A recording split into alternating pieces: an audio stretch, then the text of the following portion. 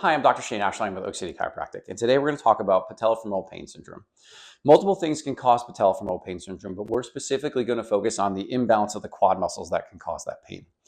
Patellofemoral pain syndrome can represent as pain in a smiley face pattern underneath the knee, along with some pain on the outside of the leg where the IT band attaches to the fibula. One of the main causes is that the VMO, the vastus medialis, is weak, and the vastus lateralis is strong or overcompensating for it. This is what the vastus lateralis is.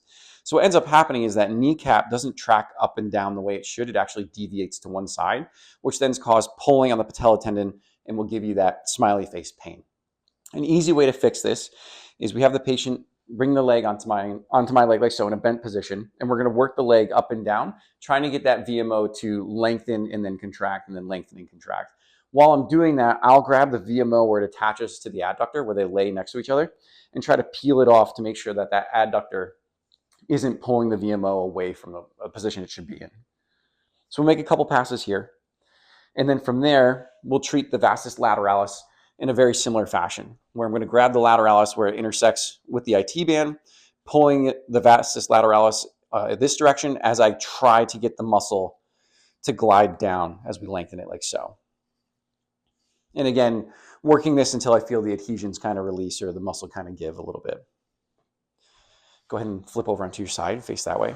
From there, we'll work the IT band and the vastus lateralis again in a side lying position. Same concept, pulling the vastus lateralis up while forcing it to lengthen, which will help reduce any tension in that muscle and any knots that we find in there. From there, go ahead and lay on your stomach.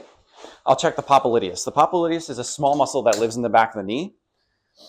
I find that when the patella isn't tracking straight, it tries to stabilize the knee. That's not its main function. Its main function is to actually help the leg out of extension into more of a flex position.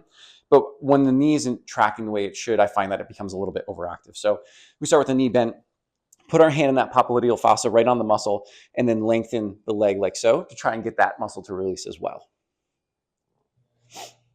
And then the last thing we do is we try to strengthen the VMO and the glute medius. You can go ahead and lay on your back.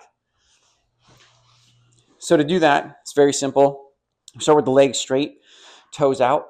I have the patient lift their leg completely, touching the heel to my hand, and then come all the way back down, and come all the way back up. Typically, we want them to go kind of slow.